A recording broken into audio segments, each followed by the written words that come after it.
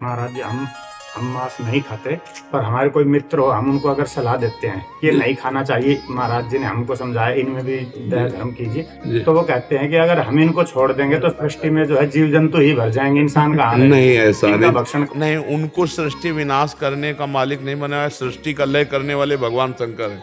हमारे पास डिपार्टमेंट है, वो डिपार्टमेंट में नहीं। कहते हैं कि आप शाकाहारी लोगों के लिए सब्जी इसीलिए है कि हम मांसाहारी लोग हैं, तो तुम चल रहे हो जैसे सत्य और झूठ, अंधेरा और उजाला, ऐसे ही। तो बढ़िया है, तर्क उनका बढ़िया है।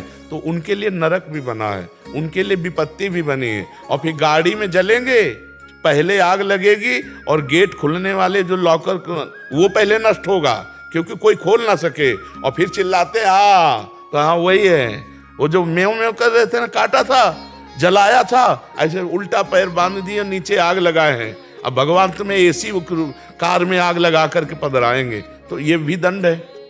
तैयार रहो इसके लिए, पक्का तैयार रहो। अगर आप पापाचरण करते हैं तो इसी जन्म में तुमको पता चल जाएगा कि तुम्हारा परिणाम क्या होगा। ऐसा आज तक कोई पापी नहीं देखा कि ऐसे करके गया हो मृत्यु लेख से। रावण जैसे धूल धूसरित हो गए, कंस जैसे, शिशुपाल जैसे काट के फेंक दिए गए, कोई ऐसा नहीं है। ये जो कह रहे हैं ना, बढ़िया, दो प्रकार की खेती होती है, एक दुख की एक सुख की।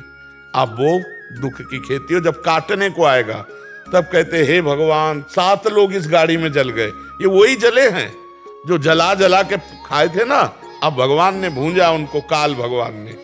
ऐसी गाड़ी में बैठे हैं, फिल्मी गाना चल रहे हैं, गाड़ी रफ्तार से है, आग लग गई। अब कोई आवाज सुन करके भी खोल नहीं सकता, गेट लॉक है, क्योंकि वो तार जल गए, अब जल गए पूरे। एक्सीडेंट हुआ ना, घुसा ऐसे सरिया से, तड़प रहे हैं, घंटों में तो निकाले गए, अस्पताल गए। ये क्या है? वो जीवों को तड़पाया है। जो मांडव्य ऋषि भगवान की ऐसे तपस्या कर रहे थे।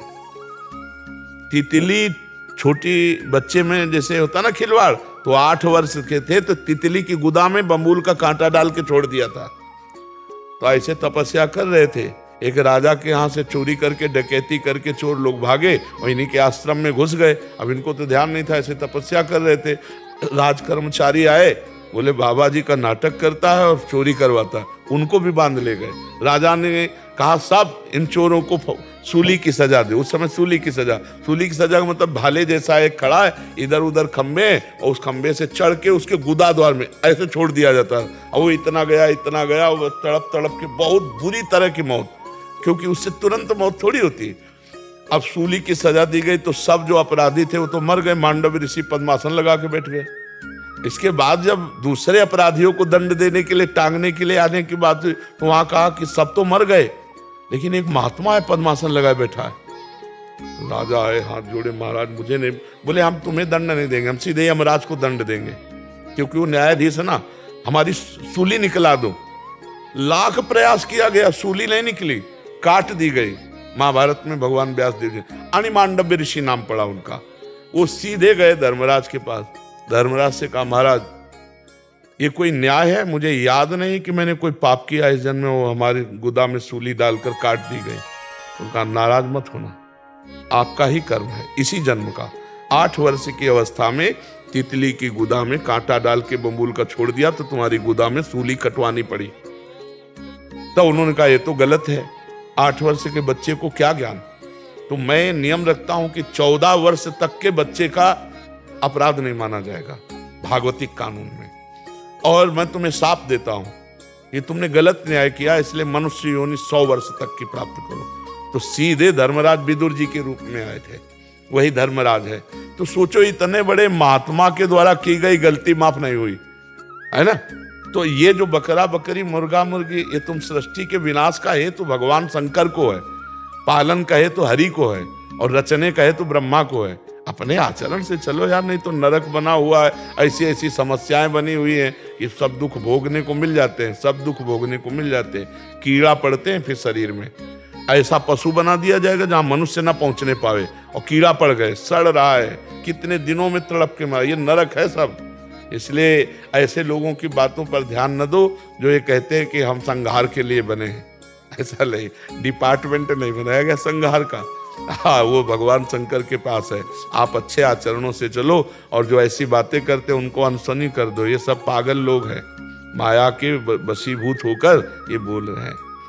भला अपने चुटकी काट के देखो है, और दूसरे के शरीर को आप देखो, चींटी को पीछे अंगुली लगाओ ऐसे देखो, भागती है ना, वो बचना चाहती है।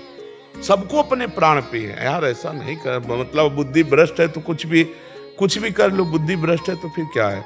नहीं, पवित्र बुद्धि ऐसा कभी निर्णय नहीं करेगी कि किसी जीव को कष्ट दिया जाए, नहीं ऐसा। और सब जीव ऐसा थोड़ी बढ़ोतरी हो जाती है।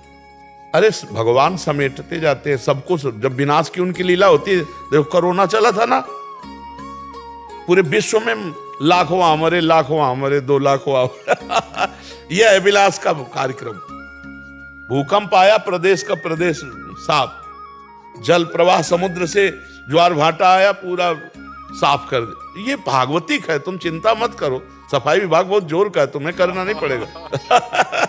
तुम्हारी भी सफाई हो जाएगी, चिंता न करो। बहुत बड़ा विनाशकारी भगवान के बहुत लीलाएं हैं। देखो अब जरा सी बात छिड़ गई तो आजकल गोलियों वाला तो है नहीं, मिसाइल वाला है, पूरा नगर का नगर विध्वंस हो जाता है, नहीं हो जाता है। ऐसे ऐसे अस्त्र हैं कि पूरे देश के देश को उड़ा दे। तो भैया विनाश विभाग है, जब विनाश विभाग चलेगा तो अपने आप विनाश करता चला जाए। आप धर्म से चलो, आप जीवों पर दया करो, आप अच्छे पदार्थ पाओ। जैसे किसी का मांस, या कैसे गंदे लोग हैं जो दूसरे का मांस खाने में अपने को मतलब सुख समझते हैं, बात सुन के उल्टी हो जाए यार। किसी के अंग खाने, मांस खाना, और वो बुद्धि भ्रष्ट है तो उनको अच्छा लगता है। तो आप लोग सत्संगी, आप लोग ना पाइए, अच्छे मार्ग में चलिए। किसी माता बहन की तरफ गंदी दृष्टि मत रखिए। जो गृहस्थी में आपको पाणी ग्रहण हुआ है उसी से धर्म से चलोगे ना, तो इस जन्म में सुखी रहोगे, आगे भी सुखी रहोगे।